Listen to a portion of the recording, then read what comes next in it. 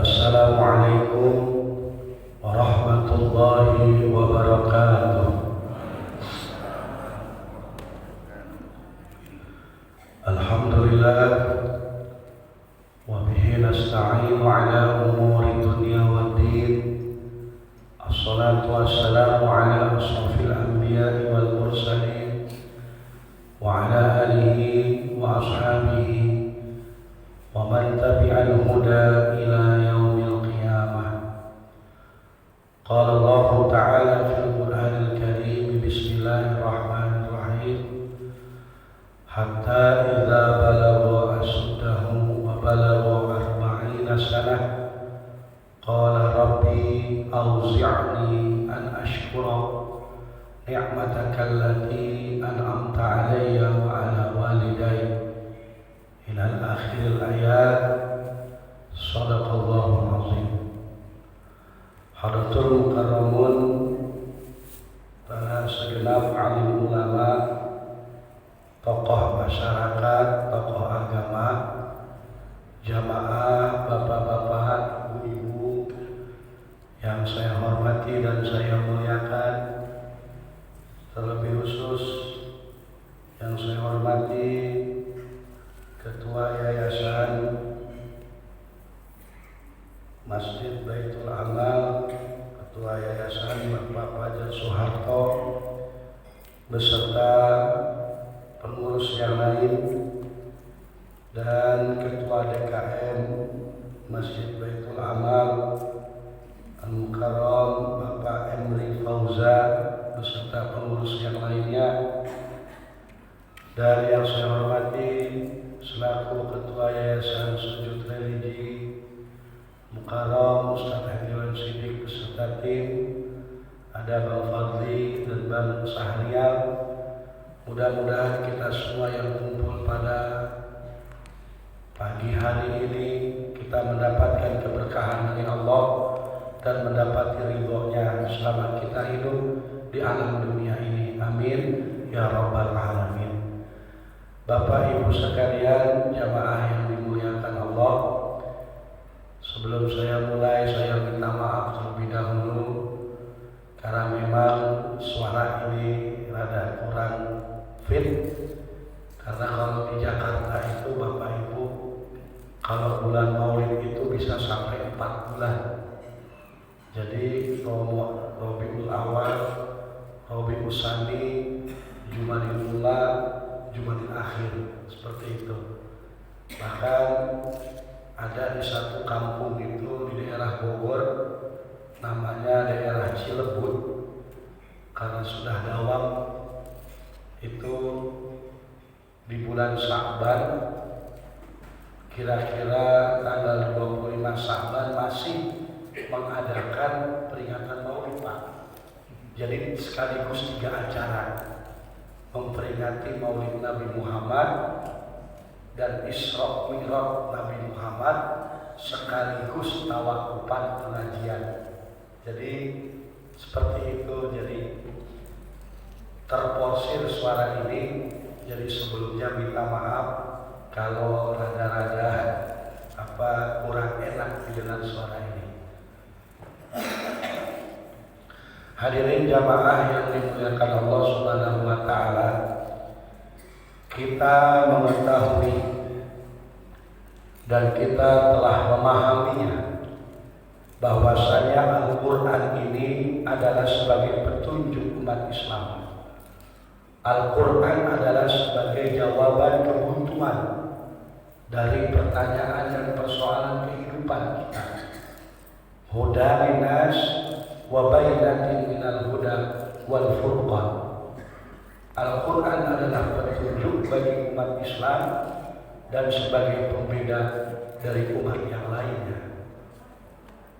Hadirin rahimakumullah, dari segitu banyaknya petunjuk Allah dan arahan Allah yang diberikan kepada kita umat Islam, dalam hal ini satu saja yang akan kita sama-sama pelajari tentang petunjuk itu. Dalam hal ini kita akan mempelajari di dalam surat Al-Ahqaf ayat 15. Allah Subhanahu wa taala berfirman, Bismillahirrahmanirrahim. Hatta idza balagha asuddahu wa balagha arba'ina sana qala rabbi awzi'ni an ashkura ni'mataka allati an'amta 'alayya wa 'ala walidayya wa an a'mala shalihan tardahu wa aslih li min dhurriyyati inni tubtu ilaika wa inni minal muslimin. Ini adalah petunjuk Allah, arahan penting dari Allah untuk hamba-hambanya yang sudah masuk usia 40 tahun. Kalau yang 40 tahun saja mendapati petunjuk khusus ini dari Allah, berarti yang sudah lewat dari usia 40 tahun, baik 41, 42, 45, 50 dan seterusnya, ini seharusnya sudah lebih awal mengistiqomahkan dan menjalankan petunjuk khusus ini yang Allah berikan untuk hambanya yang berusia 40 tahun. Apa saja petunjuk penting ini yang Allah berikan kepada hambanya? Yang pertama, hatta idza balagha asdahu wa balagha arba'ina sana qala rabbi awzi'ni an ashkura ni'mataka allati an'amta 'alayya wa 'ala walidayya. Yang pertama, memperbanyak dan mohon kepada Allah agar diri kita ini diberikan rasa syukur yang dalam dan rasa syukur yang besar. Karena rasa mensyukuri nikmat Allah ini dibilang gampang ya susah, dibilang susah ya gampang. Karena masih banyak saudara-saudara kita di luar sana yang terjebak untuk mampu mensyukuri nikmat Allah. Apa sih yang membuat manusia ini sulit di dalam mensyukuri nikmat Allah yang telah Allah berikan kepada diri kita? Yang pertama, Bapak Ibu, yang bikin manusia susah bersyukur atas nikmat Allah itu adalah ngepoin. Tahu ngepoin nggak, Bu? Tahu ngepo nggak? Tahu kepo nggak kepo? Tahu apa ya? Ngepoin rezeki tetangga. Nah ini nih, yang pertama nih, hasud sama rezeki tetangga. Hasud itu kalau perlu orang itu nggak punya, jangan sampai dia punya nikmat itu, saya saja yang harus punya, dia mah nggak usah. Nggak mau kesaing sama tetangga sendiri atas urusan rezeki dan nikmat. Tetangga punya motor baru, puyeng, punya mobil baru, pingsan mendadak. Ya, renovasi rumah diopnam di awal bros. Ini orang kalau kayak gini susah gemuk, kuat kurusnya. Kenapa? Mikirin rezeki orang terus. Satu tuh. Lalu yang kedua, yang bikin orang sulit bersyukur itu adalah yang namanya rezeki itu harus uang yang banyak dan untung yang besar. Dia lupa, Bapak Ibu, dia dikasih sama Allah anak yang soleh dan soleha, anak di usia SD sudah pada pintar baca Al-Quran. Apakah itu bukan rezeki yang Allah berikan? Usia kita sudah semakin tua, usia kita sudah semakin lanjut, teman-teman seperjuangan kita sudah pada meninggal dunia dipanggil Allah, sementara Allah masih berikan kita umur panjang. Apakah itu bukan nikmat dan rezeki yang Allah berikan? Bapak punya istri Bapak tidak banyak nuntut ini dan itu kepada Bapak. Apakah itu bukan rezeki yang Allah berikan? Ibu punya suami ibu tidak bertingkah, selalu memberikan contoh yang sangat baik dalam keluarga. Apakah itu bukan rezeki yang Allah berikan? Kalau harus lalu uang yang banyak, dan untung yang besar, maka bisa dipastikan orang tersebut sulit untuk bersyukur atas nikmat yang Allah berikan. Yang pertama, Allah arahkan kepada hamba-Nya usia 40 tahun perdalam rasa syukur.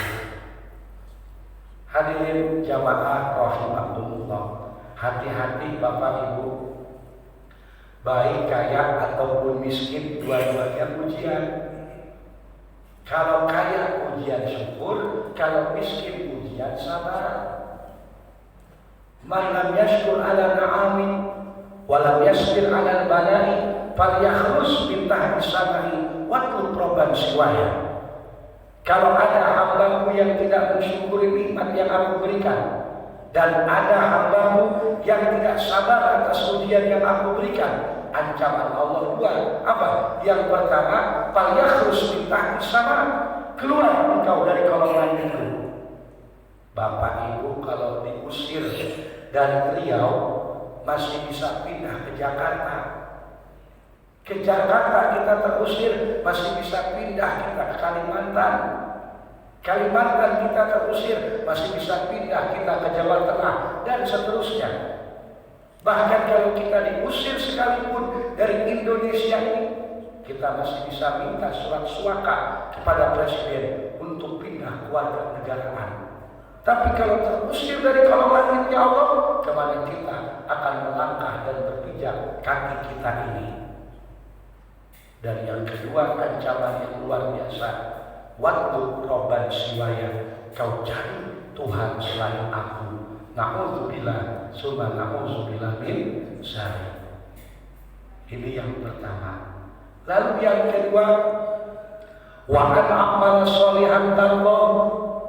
Usia 40 tahun, bahkan sudah lebih dari 40. Mintalah sama Allah agar semua amal kebaikan yang kita lakukan di alam dunia ini mendapat ridho dari Allah. Kalau amal kita mendapat ridho, artinya amal itu diterima. Kalau amal kita diterima, akan ditukar oleh Allah dengan yang namanya pahala. Pahala inilah Bapak Ibu yang sangat kita butuhkan nanti ketika kita masuk ke alam kubur masing-masing. Pahala itu bentuknya gaib, tidak nampak, namun nanti bisa kita rasakannya ketika kita masuk ke dalam kubur masing-masing.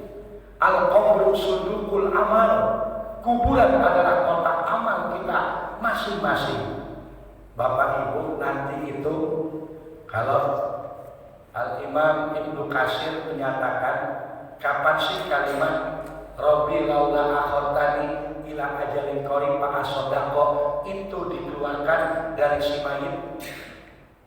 Beliau menyatakan ketika nafas sudah ada di kerongkongan. Namun ada lagi pendapat ketika hari pertama si mayit sudah dipendam di dalam kubur. Nanti si mayit itu akan berkata, Rabbi laula akhartani ila ajalin qarib fa asadaqo. Ya Allah, berikanlah saya kehidupan sebentar saja ya Allah, sebentar. Fa asadaqo, saya ingin bersedekah. Kalimatnya bukan fa as-sholatu, saya pengen bagusin sholat saya, bukan. Atau fal haju, saya pengen haji saya lagi ya Allah, saya pengen berangkat haji, saya berangkat umroh lagi, bukan. Tapi yang dipinta adalah fa as-sadaqah, saya pengen berbuat baik, saya pengen sedekah. Tapi kata Allah, percuma. Kemarin kamu waktu di dunia, saya kasih umur 40 tahun kemana saja. Saya kasih umur 50, 60, 70, 80, bahkan sampai 100 tahun kamu saya berikan umur. Kemana saja? Apakah kamu tidak manfaatkan umur yang telah aku berikan? Sekarang sudah nikmatin apa yang sudah kau tanam selama hidup di alam dunia.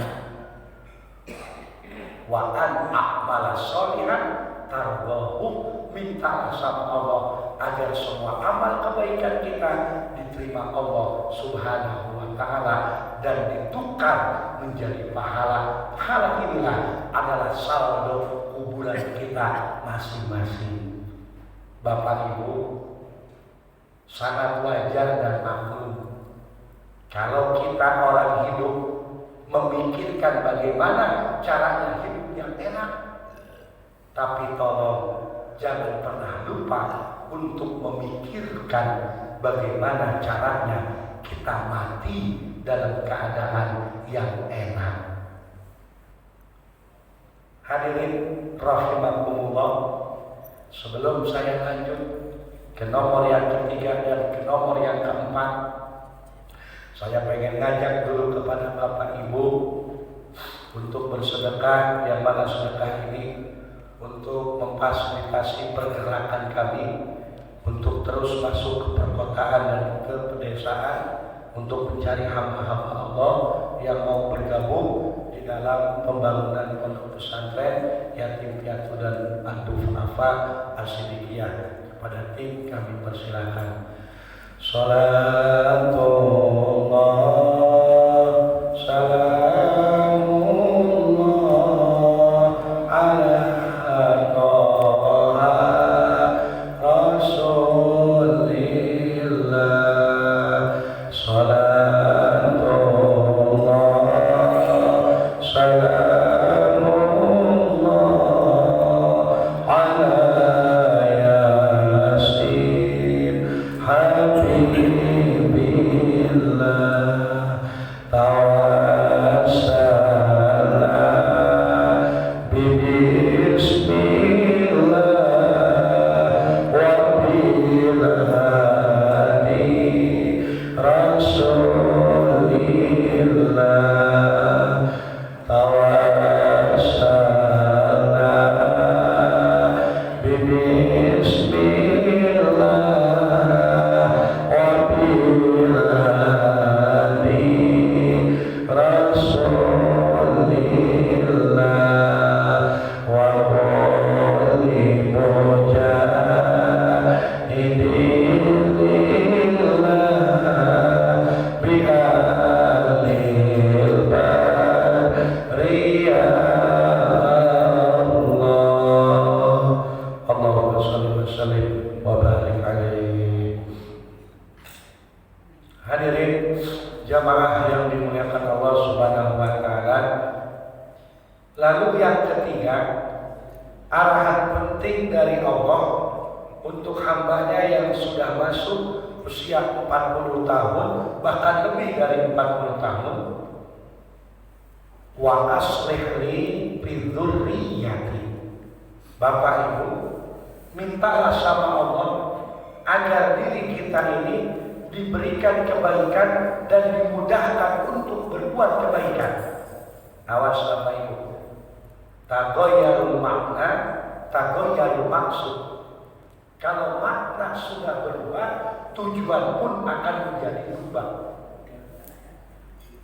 Minta sama Allah agar kita diberikan kebaikan dan dimudahkan berbuat kebaikan. Ini berbeda.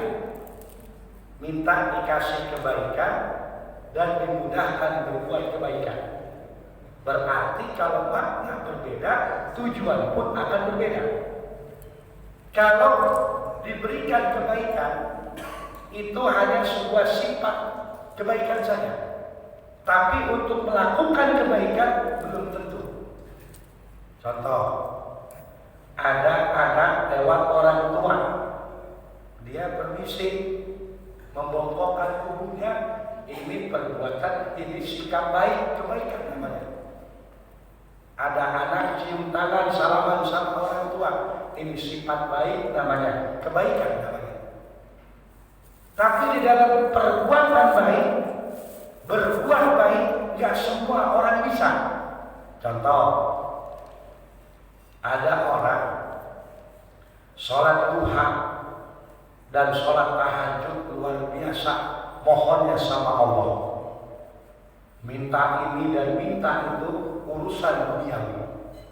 Kan boleh kita bayar, minta sama Allah urusan duniawi.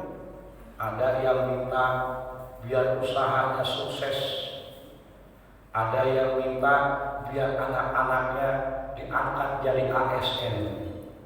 Ada yang minta biar punya rumah yang megah, mobil yang mewah. Ada yang minta biar dimudahkan untuk membayar hutang. Ada yang minta biar setiap bulan umroh, setiap tahun bisa pergi haji. Ada tuh yang minta kayak begitu. Ketika tahajud nangis, air mata bergerai.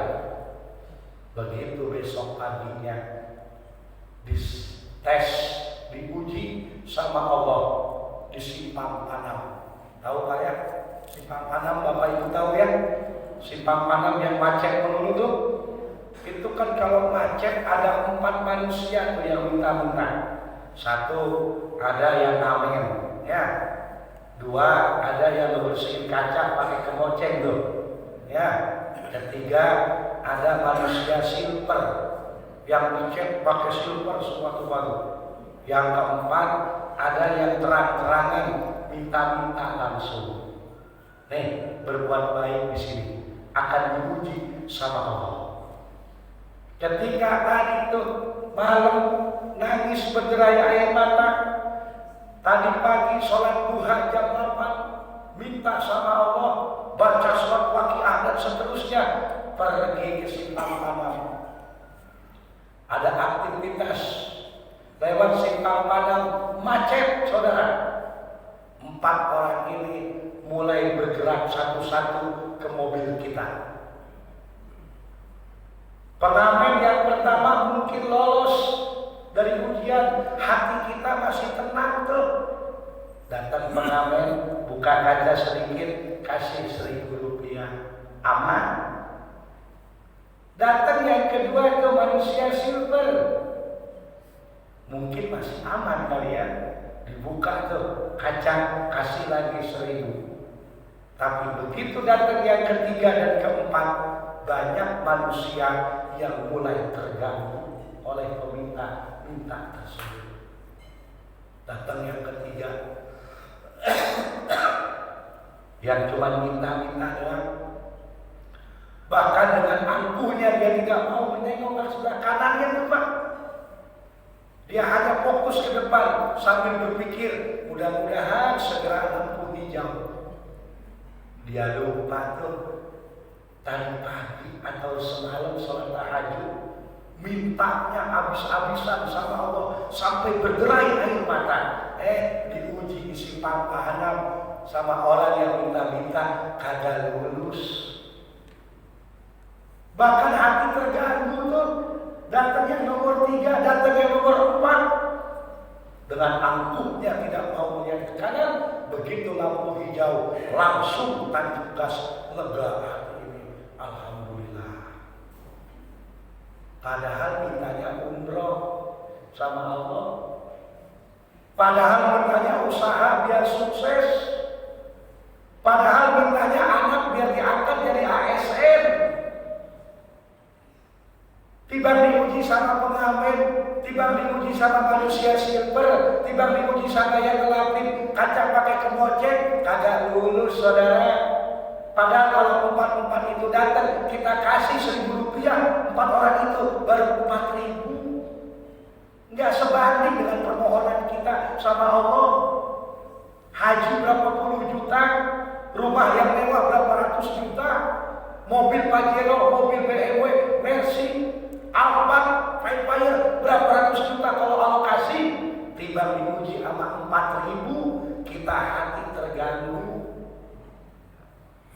Hadirin jamaah yang dimuliakan Allah, ini yang dikatakan nggak semua orang mampu untuk melakukan perbuatan baik. Kalau sikap baik semua kita bisa, tapi berbuat baik banyak orang yang tidak lulus dan lolos. Maka dari itu Bapak Ibu sekalian, wa aslih li fi dzurriyyati, himbauan arahan dari Allah, mintalah agar kita diberikan kebaikan dan dimudahkan untuk berbuat kebaikan. Hadirin rahimakumullah, hati-hati Bapak Ibu, karena semua kebaikan yang kita lakukan ini, kalau Bapak Ibu pengen tahu, ketika kita berbuat baik, bukan hanya pahala yang Allah kasih sama kita, tetapi apa?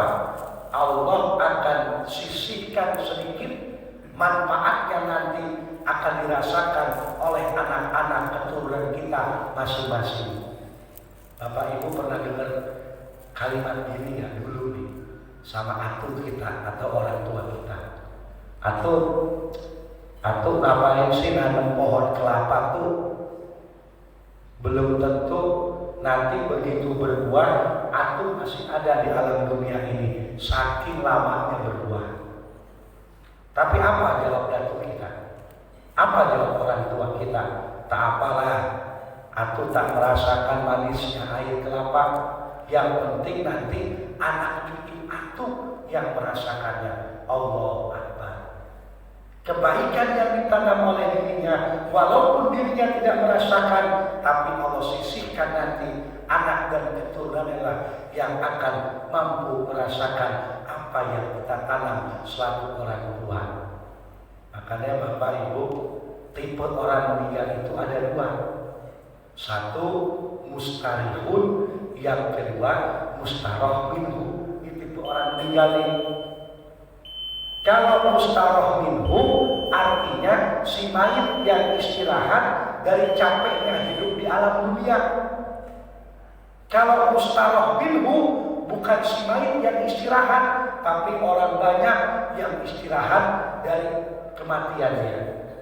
Begitu diumumin di masjid apa yang namanya? Nurul Amal.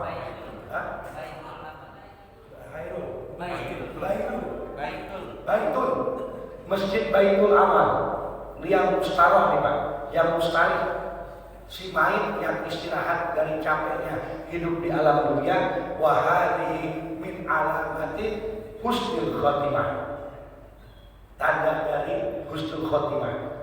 Begitu diumumin di Baitul Amal, innalillahi wa inna ilaihi rajiun, telah meninggal ke rahmatullah fulan bin fulan. Itu tetangga yang mendengar langsung menjawab innalillahi wa inna ilaihi rajiun. Ya Allah, dia orang baik, ampuni dosa-dosanya ya Allah. Langsung warga tetangga pada takziah. Ini mustarih namanya, si mayit yang istirahat. Ini tanda husnul khotimah. Tapi kalau yang kedua mustaroh minhu, bukan si mayit yang istirahat, tapi tetangga bahkan keluarga yang istirahat. Begitu diumumin, apa jawab tetangga? Alhamdulillah, mati juga tuh orang. Wah, orang kalau udah begitu dijawabin apa? Parah oleh itu berarti. Emang saya tunggu-tunggu kematiannya. Emang apa sih? Kayaknya kamu senang banget dia mati. Ya gimana nggak senang? Dia orang yang belagu, sombong, pelitnya luar biasa. Orang kalau udah dapet cap pelit dalam kehidupan, ini gak ada baik-baiknya saudara. Hadirin jamaah rahimakumullah, ini yang ketiga. Wa aslihi fi dzurriyyati, minta sama Allah agar kita diberikan kebaikan dan dimudahkan berbuat kebaikan yang manfaatnya nanti ngalir untuk anak keturunan kita masing-masing. Begitu anak-anak kita dapat kesulitan, tetangga akan merespon dengan cepat. Ya Allah, itu anaknya si Fulana dapat kesulitan, yuk kita bantu. Dulu orang tuanya ketika masih hidup ahli sedekah, suka nolongin orang, suka membantu, gak pernah bikin selisih, gak pernah bikin ribut sama tetangga. Yuk kita bantuin. Tuh lantaran orang tuanya nanam kebaikan ketika hidupnya, anak-anaknya dapat kemudahan setelah orang tuanya meninggal dunia. Lalu yang terakhir, yang keempat, pesan Allah adalah inni tubtu ilaika wa inni minal muslimin. Bapak Ibu, perbanyaklah kita bertobat. Al-Hasan ayat 18. Bismillahirrahmanirrahim. Wal tanzur nafsu ma qaddamat. Sering-seringlah melihat ke belakang untuk ngecek kesalahan kita yang khawatir belum diistighfarkan, yang khawatir belum ditobatkan. Ayo lihat ke belakang. Dalam hal ini Islam memberikan nama muhasabah. Muhasabah, merenung sejenak untuk melihat kesalahan kita yang terdahulu, khawatir belum ditobatin. Hati-hati Bapak Ibu, qaliluhu hisabun, kasiruhu hisabun, halaluhu hisabun, haramuhu iqabun. Sedikit apa yang kita lakukan akan dihisab sama Allah, apalagi banyak. Yang halal tetap akan dihisab, apalagi yang haram akan mendapati hukuman dari Allah Subhanahu wa Ta'ala. Awas, jangan gara-gara perkara yang remeh, perkara yang sedikit justru merugikan kita nanti di akhirat. Saya mau tanya sama ibu nih, ibu pernah makan bakwan nggak? Tahu bakwan nggak, Bu? Pernah ya? Ibu yang sebelah kiri saya yang kanan pernah makan bakwan nggak, Bu? Pernah ya? Pernah. Bapak Ibu awas, jangan gara-gara bakwan bikin kita terlambat masuk surga. Nauzubillah. Kagak mau saya mah, tiba gara-gara bakwan.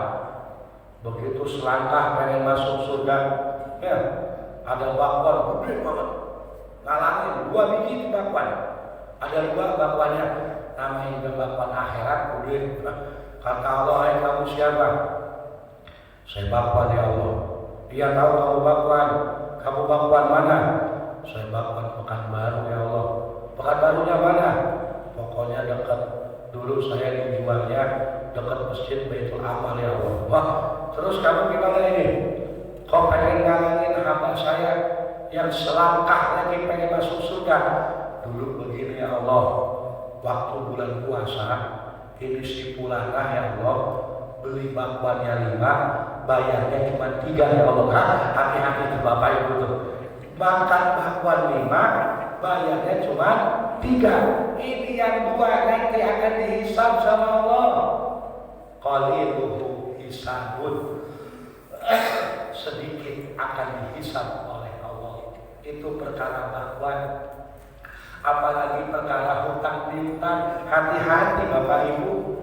Ya, hutang piutang yang 10.000, yang 5.000, yang 2.000, yang 1.000, jangan lihat kecil nominalnya, nanti ditagih di akhirat. Kadang kan ada orang gitu ya, begitu minjem aja, pasang muka proposal, penuh pengharapan biar dikasih pinjem. Begitu ditagih, kayak preman mukanya, galakan dia.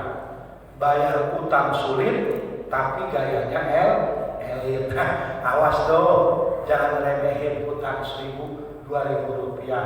Dan yang terakhir, saya ingin ingatkan Bapak Ibu, awas, hati-hati sama urusan tanah. Tanah nih, hati-hati. Kalau memang di sertifikat kita ada 100 meter persegi, awas, jangan pernah ditambahin menjadi 100 meter persegi 1 jengkal. Jangan lihat 1 jengkalnya Bapak Ibu, tetap itu bukan hak kita. Yang hak kita mah ada dari sertifikat 100 meter persegi. Jangan lihat 1 jengkal di atas tanahnya, memang gak ada yang marahin, memang gak ada yang negor. Tapi lihat dari 1 jengkal di atas tanah ini, berapa ratus kilometer yang tembus ke dasar bumi. Itu kelak nanti lewat hadis Imam At-Tirmizi, orang yang mengambil tanah yang bukan haknya akan dipikulkan di pundaknya sambil mengelilingi pada mahsyarnya Allah Subhanahu wa Ta'ala. Na'udzubillah summa na'udzubillah min zalik. Hadirin rahimakumullah, itulah 4 pesan dari Allah yang semuanya ini mari sama-sama kita perhatikan. Kalau Bapak Ibu ada yang kurang jelas, silakan buka surat Al-Ahqaf ayat 15. Itulah yang mari sama-sama yang sudah usia semakin lanjut untuk menutup umur kita masing-masing ini mari kita berada di dalam arahan penting dari Allah Subhanahu wa Ta'ala. Bapak Ibu, hati-hati, itu kurung batang yang ada di tempat kita. Haji, kalau kurung batang di sini sebutnya apa?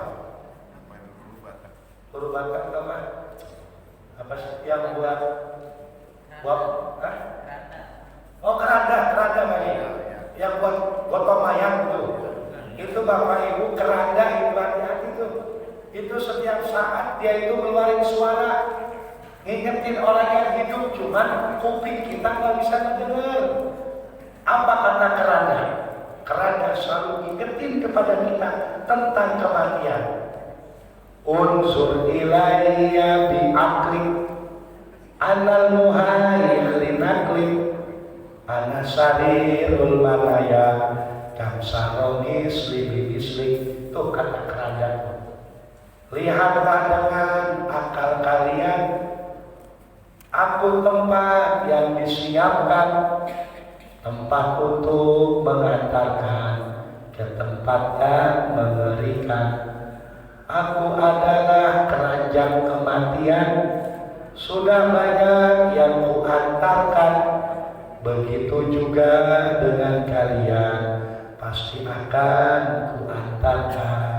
Tuh keranda ingetin kematian kita masing-masing. Oleh karena itu, mari sama-sama kita siapkan kematian kita dengan baik, dengan indah, sebelum kematian itu datang kepada diri kita masing-masing. Hadirin jamaah rahimakumullah, baiklah.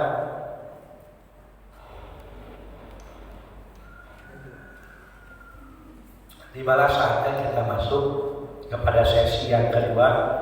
Tentunya Bapak Ibu, kami sudah minta izin terlebih dahulu kepada pengurus Baitul Amal, para pengurus, ketua DKM-nya sangat baik sekali mengizinkan kami untuk bisa melakukan sesi yang kedua ini. Baik, Bapak Ibu, kita langsung saja. Saya akan jelaskan pelan-pelan. Bapak Ibu, kertas yang Bapak Ibu sudah pegang ini adalah kertas donasi atau kertas ajakan kami yang sifatnya kami mengajak kepada Bapak Ibu. Kami tidak memaksa sama sekali. Ini kertas ada dua warna, putih dan biru dongker. Saya bilang hitam saja dan biar gampang. Silakan Bapak Ibu lihat dulu yang sebelah kanan, yang warna hitam ya. Yang warna hitam ini ada pilihan donasi angka 3 juta paling besar, yang paling rendahnya 200.000 untuk menyesuaikan kemampuan kita masing-masing. Misalnya gini, bismillah, saya pengen ikut donasi buat pembangunan pesantren yatim piatu dan duafa Asfiqiyah. Saya pengen di angka 3 juta rupiah misalnya. Silakan Bapak Ibu coret angkanya. Atau saya pengen ikut sedekah di angka 200.000, boleh juga, silakan coret angkanya Bapak Ibu. Atau di bawahnya ada jumlah lain. Jumlah lain berarti jumlah yang tidak ditulis di kertas ini. Apaan 3 juta? Kecil amat, saya pengennya 10 juta. Boleh, gak apa-apa Bapak Ibu. Tulis di sini jumlah lain 10 juta. Atau saya misalnya cuma 100.000, boleh Bapak Ibu tulis jumlah lainnya 100.000. Lalu Bapak Ibu tulis nama dan nomor handphone ya di bawahnya. Nah, setelah Bapak Ibu memilih angkanya dan tulis nama dan nomor handphone, lalu di balik kertas hitam ini Bapak Ibu, di balik kertas hitam ini silakan Bapak Ibu tulis nama orang tua yang sudah tiada, yang sudah meninggal dunia. Silakan tulis namanya.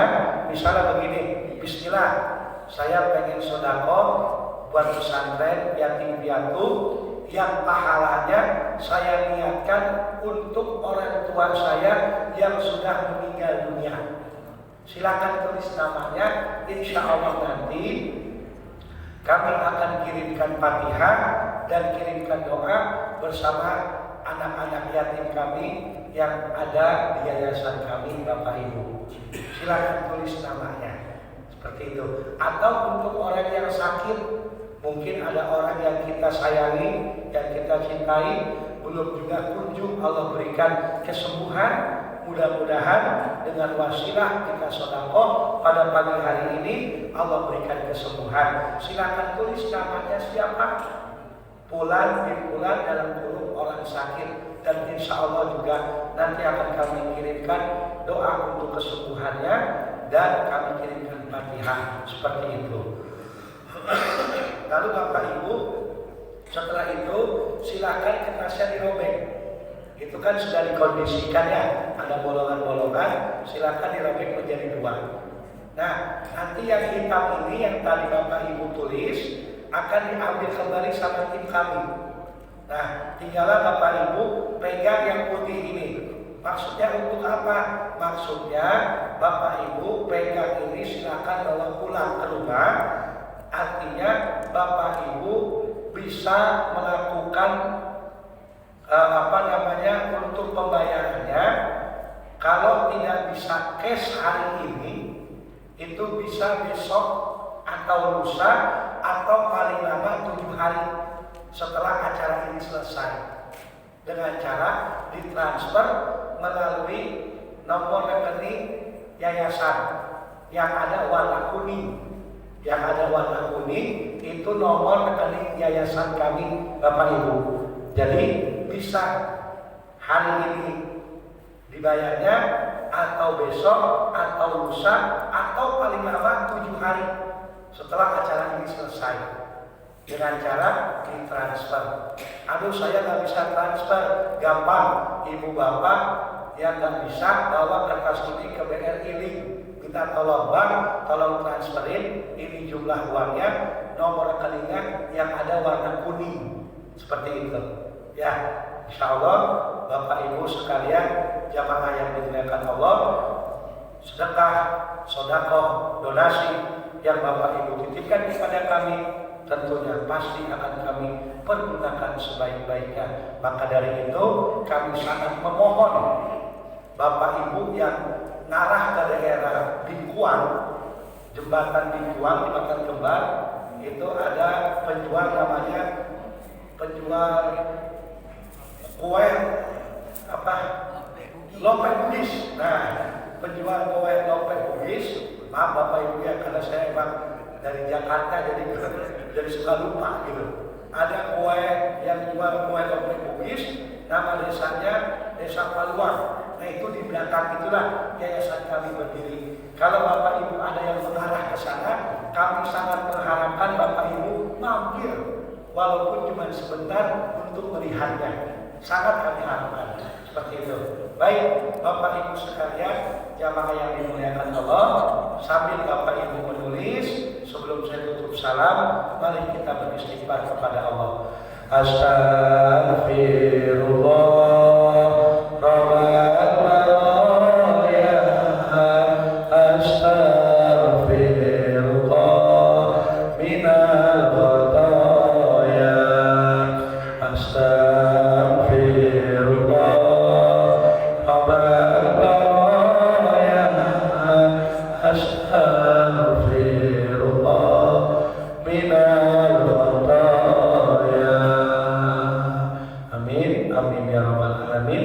Dari saya cukup sekian, mohon maaf lahir dan batin. Kami ucapkan terima kasih kepada segenap pengurus, dan kami mohon maaf apabila ada tutur kata kami, tingkah laku kami yang kurang berkenan, mohon dimaafkan yang sebesar-besarnya. Dan terima kasih kepada Bapak Ibu yang pada pagi hari ini sudah ikut berdonasi. Mudah-mudahan Allah berikan rezeki yang luas untuk kita semua. Amin ya rabbal alamin. Al-jamu bil jamaati wa aslul mufrad. Assalamualaikum warahmatullahi wabarakatuh. Terima kasih banyak kita ucapkan kepada Al-Ustaz. Semoga yang disampaikan oleh beliau dapat kita ambil manfaat. Amin. Amin amin ya rabbal alamin. Dan terima kasih banyak kepada yang sudah